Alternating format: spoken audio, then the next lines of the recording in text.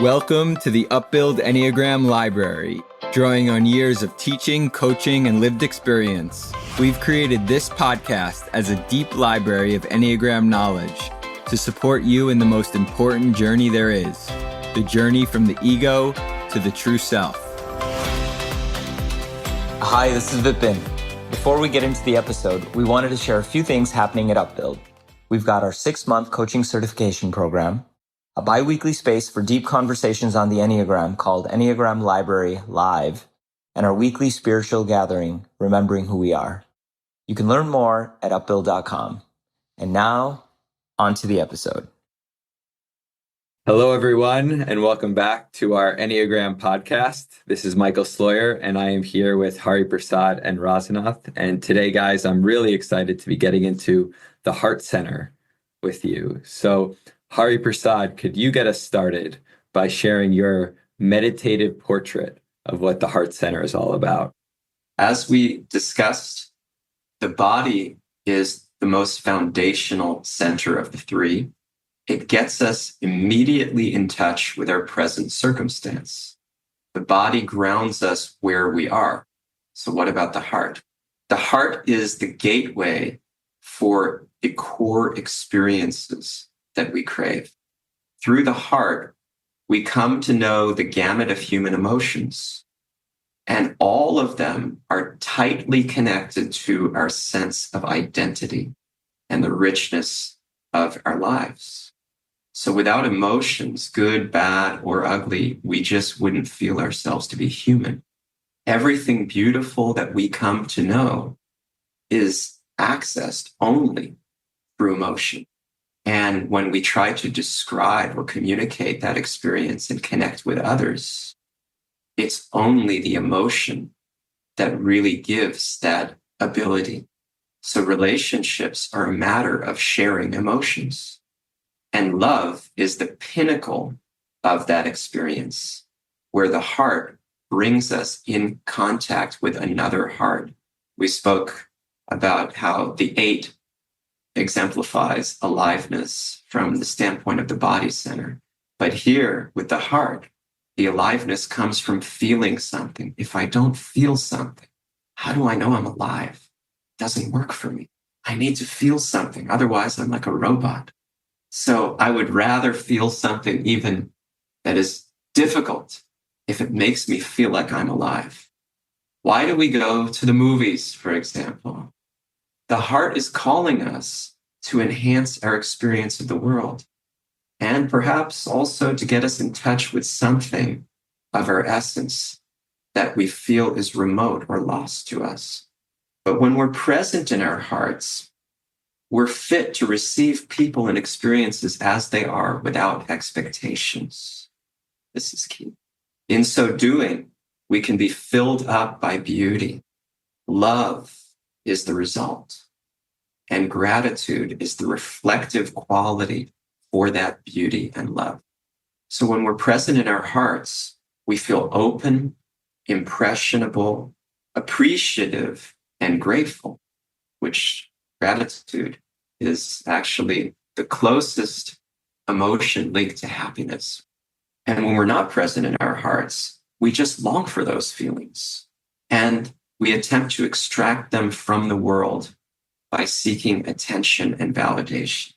When Rasanath and I were up at the Enneagram Institute for our Part 3 training with Don Riso and Russ Hudson, we had a Skype call with my guru, Satchidananda Swami.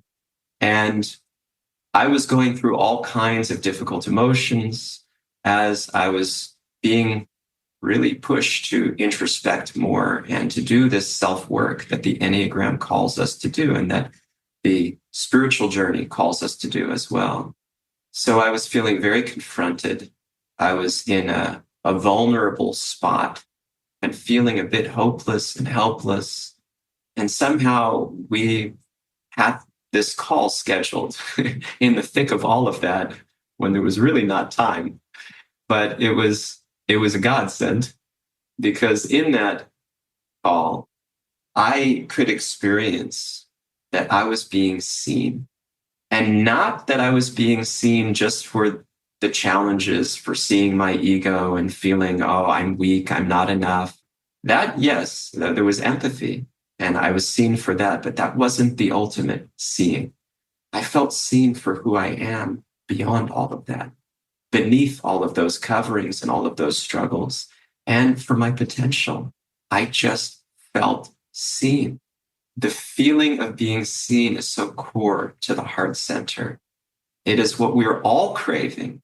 And my response to that experience was I melted and I caved and I broke into tears.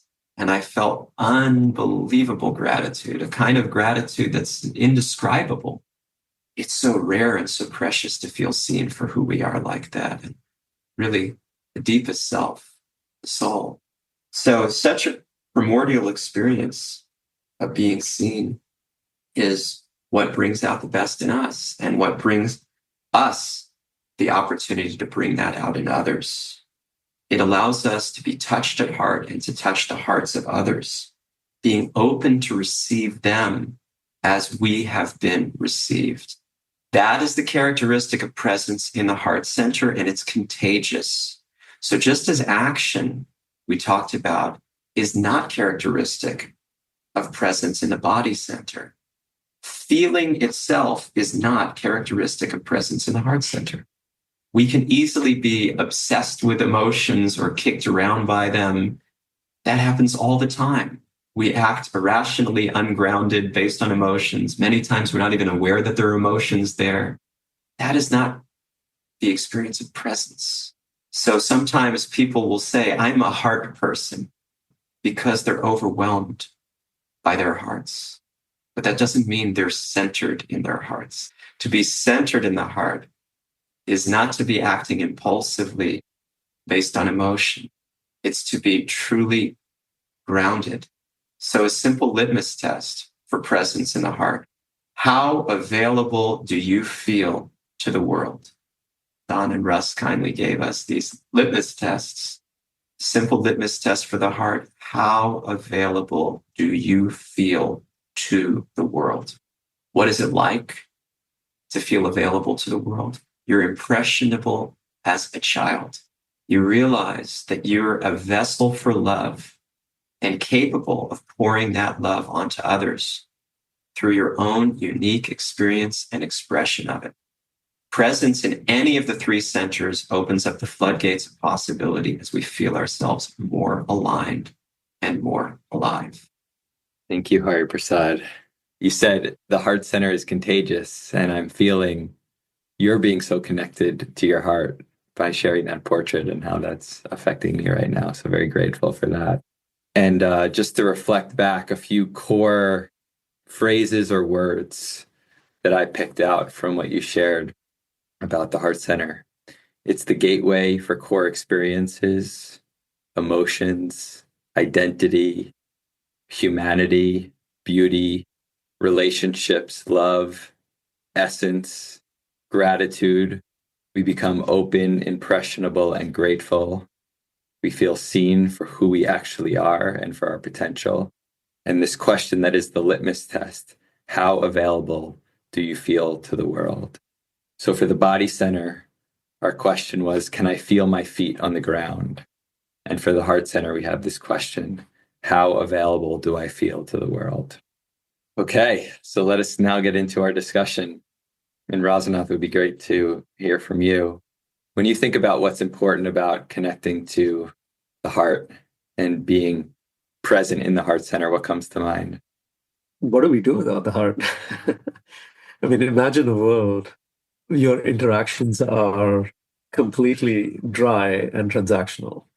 And it's not such a foreign concept because even in the world that we live today, we do experience quite a bit of that. It's like the world has completely lost its color. Right? We live for experiences. We live to actually genuinely feel joy. We live to genuinely feel love. We live to feel things. And without those emotions, without the experience of those emotions, what is the point? let's say we win an award or we have an incredibly good year. I'm talking about it in terms of like things that we preoccupy ourselves with a lot, performing, getting ahead, improving. If we didn't really feel what being there feels like, why would we even do it? I remember this was very, very early on at Upbuild. I was doing a presentation for a company, and one of the participants in the group said, well, we are very logical here. We don't really talk about emotions. And I asked him, are you saying that you don't have emotions? And, he couldn't respond to that. And what I also gleaned from it was any logical thinking, any drive towards even logical thinking, A leads to B, B leads to C, C leads to D. If we fundamentally looked at it, the basis behind it is that we want to experience something. Emotions are at the baseline of even logical thinking. It is what really exemplifies our humanity, our life. There is nothing without emotions, really. And the heart is the seat of all emotions. When we don't know how to work with our hearts, when we ignore our hearts, we will also experience a form of death. It actually feels like life is so dry, everything out of it has been sucked out. The way you're speaking, it's very clear that this is so important. I mean, this is everything, as you said, because even if we quote unquote achieve our hopes and dreams, if we don't also have the emotions that are associated with it, we're not going to feel like we've achieved our hopes and dreams. Hari, anything you want to add about the Heart Center? Wonderful. Yes. So as you've both been sharing, I really wanted to underscore that the heart drives everything. It drives our whole lives. So it is not something that is optional to connect with. It's not like, oh yeah, I'm centered in one of the other centers. So the heart it's just less for me, I'm just not such a heart person. No, no, no, no, no. That doesn't work. That it's actually the driving force behind everything. And when we're not in touch with it, as Rasanath was saying, then we wonder why life is so dry. Or worse, we don't wonder why life is so dry. That is a bigger problem. And many times we settle for the dopamine hits in the mind or some sensual experience of the body or a combination of those two to cover the void in our hearts. In fact, I will be very bold and I will state the truth of the matter. That is what is really making our world go around. And we're calling it love because we know intuitively that we're meant for love, but we're settling for something so, so, so puny in relation. We cannot call it love, and it is not opening our hearts. It is not bringing us in touch with our hearts. So let us get into the three types of the Heart Center, 2, 3, and 4. Let's start with type 2. 2 is the helper, and they are all about feeling needed. And so they'll do things for other people with a sense of service and care. I do this because I love you. But love is such a deep thing. And the 2s, by default, are not able to wrap their minds around that and their hearts around it. So it is something which is taken very cheaply, like with all of us, until the 2s really work on themselves and they understand the depth of the thing that they're after and trying to express.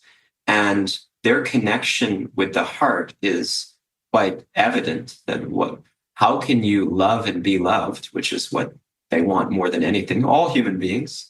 But for the 2s, this is the most central on the surface thing. For everyone else, it's the deepest thing.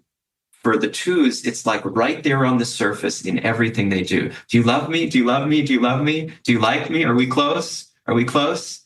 Was that helpful for you? I know you need me. And therefore, they need their hearts to be able to produce emotions, feelings, care, sense of connection. And they're very keen on that, but it has to go deep. So for the two, it's not hard to see why they are in the heart center. Their whole identity is around, I'm a loving person and I take care of you. And so I love connection and I love intimacy. So that is all about the heart. Big emotions also, big emotions. And they can really tower over you with their emotions for you. Oh, I love you so much. Oh. Yeah, and we speak about when we talk about the two, how this could be one of the core sufferings that they experience is that they're feeling their hearts so much, or I should say they're feeling their big emotions so much, not necessarily fully present in their hearts as you were making that distinction before, but it's an intense experience. And then they also can sometimes pick up on the fact that it's a very intense experience for other people to have such big emotions themselves. And so it can feel like, well, other people can't handle my emotions. And then it can feel like, well, other people can't handle who I am and the special gifts that I have in this world. When they're aware of that, yes, when they're aware of that. Unfortunately, awareness is hard to come by for all the types. And so the two is no exception. And they can really miss the cues. The irony of ironies is that they're all about attunement and they have this special gift to be attuned. But it often shows up in terms of what will make you need me or what will make me think that you'll need me more than actually what is your experience of me and how can I really best serve you. Okay, so let's now move into a type which has maybe a less obvious relationship with the heart center, but is bang on in the middle of the heart center. The type 3, the achiever. And Rasanath, I think you'll be a good person to get us started for this one. One of the complexities, as you rightly highlighted, is a lot of type 3s will not necessarily identify themselves as heart-centered people because the tendency is to compensate. Although I can never fully remove myself from the heart. For the 3, it's about value and worth. And my sense of purpose and meaning, what am I really living for? And when you translate that is, what am I valuable for? How are the things that I have been given really fit with what the world needs? And can I experience when that fit happens? That gives me a sense of my own value. Without the heart, it is impossible to experience my own value. Now, what the 3s tend to do, and this happens because implicitly the way 3s work is because they're in search of their own value and worth. When it doesn't come, the substitute for the experience of value becomes validation. Value and validation go very much hand in hand. And for the type 3, validation is everything. And when I don't get it, then I experience shame. And this is common for the types 2, 3, and 4. They all experience shame. And shame is a very deep, very painful emotion because the characteristic of shame is I'm so fundamentally flawed and I feel a certain helplessness about it. So in the case of the type 3, I don't have any value. When the validation doesn't come, that is the experience. So there is a deep feeling of shame that arises, again, from the heart. And the mechanism to then not make myself suffer or cope with it is by detaching myself from the heart. Because that way, then I don't have to feel the pain. But then what I lose with it, it's a double-edged sword, is also the experience of my own worth and value. So even when the validation comes, because I'm so detached from my heart, it is not really adding anything to my sense of worth. It lives on the surface and then it dries up and then I feel worthless again. So the 3s are in the heart center because they're constantly searching for their value, and value can only be experienced through the heart. That's right. It is one of the aspects of understanding who I am, my sense of identity through the means of what I can offer to the world through my value. Now, the threes, interestingly, Rasanath, you mentioned that they may not be quick to identify themselves as in the heart center. That's very true, that often they will not, unless being in the heart center is valued. Unless I see myself as such a heart person because people love that. That's great. That really gives me the validation. Now I feel my worth. That also is there a lot. And there's so many different ways that culture and gender and all kinds of dynamics play a role in influencing that. Well, a lot of threes find their sense of value in professions, in doing things. And in those settings, 99% of the time, your emotions are not really valued. You're actually implicitly and explicitly expected to not bring your emotions into those spaces, which essentially means that the three recognize this very quickly because I'm in search of my own value and I want to be valued, which means I shouldn't be bringing things that are not valued, my emotions. So because they very quickly pick up on that, they try to move away from their own emotions because emotions are not valued. And this is, many threes also get this message very early on in childhood that they're not valued for their emotions. I was just going to add one more thing in addition to what you just shared is also they recognize that in order for me to be valued for whatever it is that I'm trying to be valued for, I need to move quick and I need to take care of a lot of things, and emotions can get in the way of me being super efficient and productive in the world. So this is yet another reason, in addition to what you shared earlier about shame, and in addition to what you shared about emotions not being valued, this is a third reason why threes tend to have a very difficult time accessing their heart, is because they've shut down emotions for this reason. Now, what is also interesting with a lot of threes is based on the situation, they also, because they want to be liked, they can't completely divorce themselves of emotions in the sense that they want to come across as warm and very likable. But what you do experience is a quality of artificiality that's associated with it. And sometimes the thinness of that is just like enough warmth just to make it have like a little veneer of emotion. And there's a certain artificiality that gets us. So even when I am trying to come across as having emotions, people are not necessarily experiencing my heart because it's still very guarded and put away. So what we many times experience is just some semblance of the heart, some shadow of the heart, but not the real heart. So we could talk about any of the types all day long, but this is particularly true for the three. So let's move on for now, and then we'll come back as we talk more. So let's get into the last of the three heart-centered types, the type 4, the individualist. And Hari, you can bring us into this one, please. Yeah, so the 4, the individualist, is obsessed with their hearts. They're the most blatantly obsessed with their hearts, maybe more obsessed with their center than any other type is obsessed with their center. It's all about what I'm feeling. I'm feeling this, I'm feeling this, I'm feeling this. And now I felt something totally different. What do I do? It's because they want to get at who they are. We talked about how the heart is the seat of identity. And intuitively, we all can get a sense of this, that my real self, the deepest me, resides in the deepest part of me, the heart.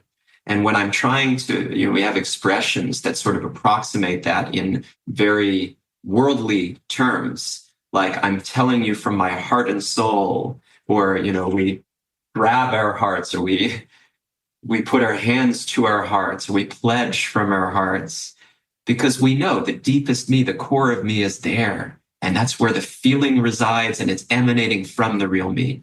But it's also where all the coverings to me reside, all of my ego identities and all that blocks me from being who I am resides.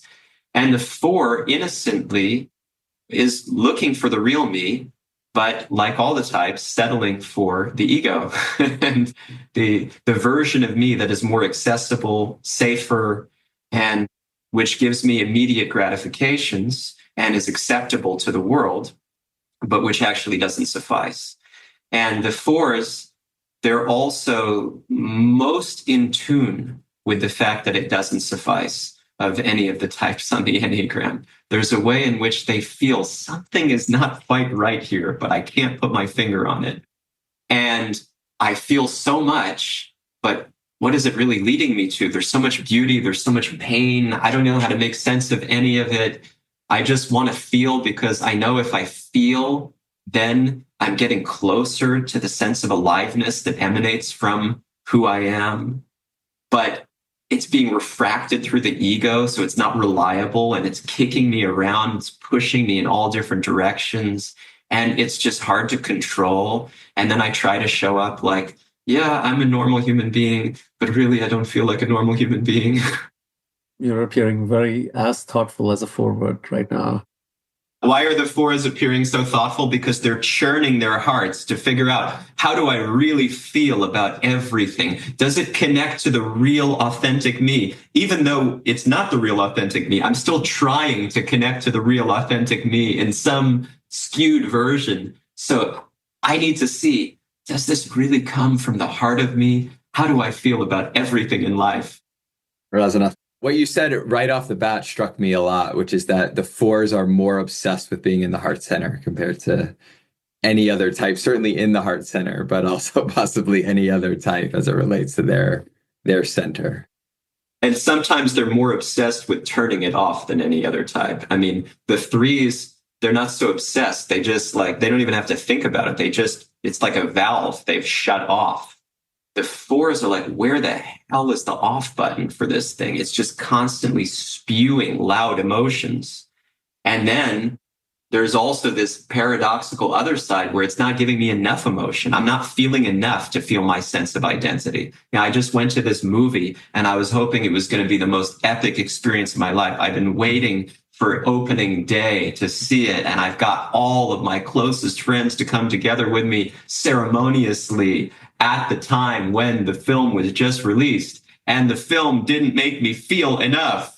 And I'm going around my entire life not feeling enough and feeling too much at separate times and sometimes simultaneously. I'm not feeling enough of the things I want to feel, and I'm feeling too much of the things I don't want to feel. And nobody understands. Nobody knows my heart. I don't even know my heart. I don't understand. It's exhausting. It's exhausting to just, it's exhausting just listening to you. Imagine, I can't even imagine experiencing it. That's how the fours feel. It's like, God, will anybody give me some sympathy? But don't give me sympathy, because that's condescending. We say that the fours are some of the more complex types on the Enneagram, and they also like to see themselves as complex.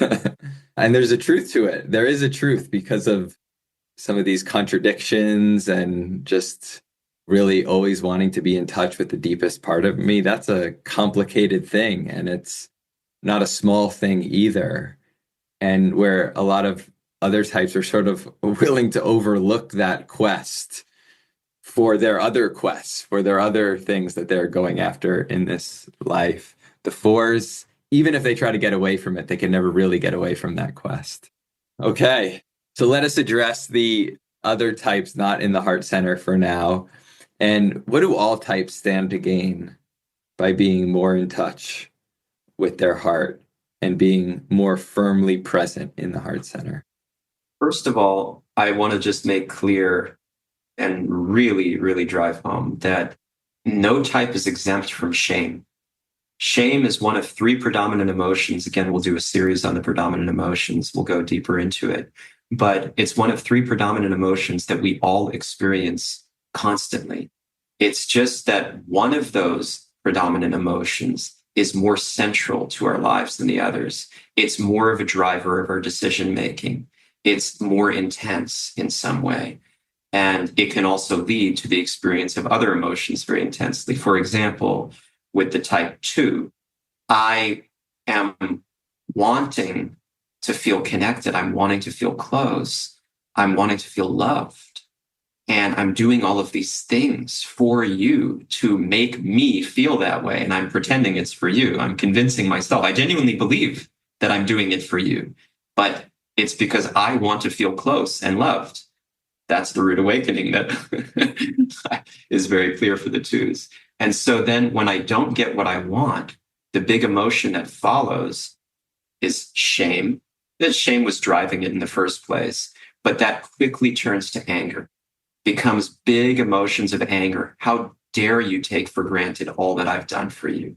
Can you believe I'm so selflessly serving you and you treat me like that? You don't see me the way that I have been serving you and caring for you and everything that I am. My God, raging anger. And oftentimes I don't let it out, but it finds its leaks. It finds its leaks. And then I try to cover it back up again. So the shame becomes the gateway to other emotions. And oftentimes it's anger, because when I feel ashamed, it's too vulnerable. So therefore, I move quickly to anger, which feels more powerful and empowering. Falsely, it's a sense of empowerment. It's not true empowerment. And all the types have to learn from this, that we all are experiencing shame for not being our true selves. We're all experiencing shame for not being enough, for not being enough of who we actually are and not being enough of who we think we should be. And as a result, it's just shame, shame, shame, shame, shame. But for the 2, 3, and 4, that is the central driver behind the decision making. It's most tightly connected. It's most on the surface. So if you're not a 2, 3, or 4, don't think you're exempt. It is there. We are swimming in it. It's there constantly. And we have to really grapple with this and to also see, what is it pointing us towards? It's pointing us towards not being who we really are and settling for something that we can never be. Who we think we should be based on the ego is a phantom. We can never actually be. So we'll always be not enough. So we'll always be feeling shame. So what I hear you saying is, in order to truly access and be present in the heart center, we have to recognize the shame that we're feeling. Yes. And we're not aware of it. So that's exactly what I was just going to follow up with. We're not aware of it. In order to be present to our hearts and to gain what the heart stands to give us, which is everything. It is the most central of the 3 centers. It houses our true self.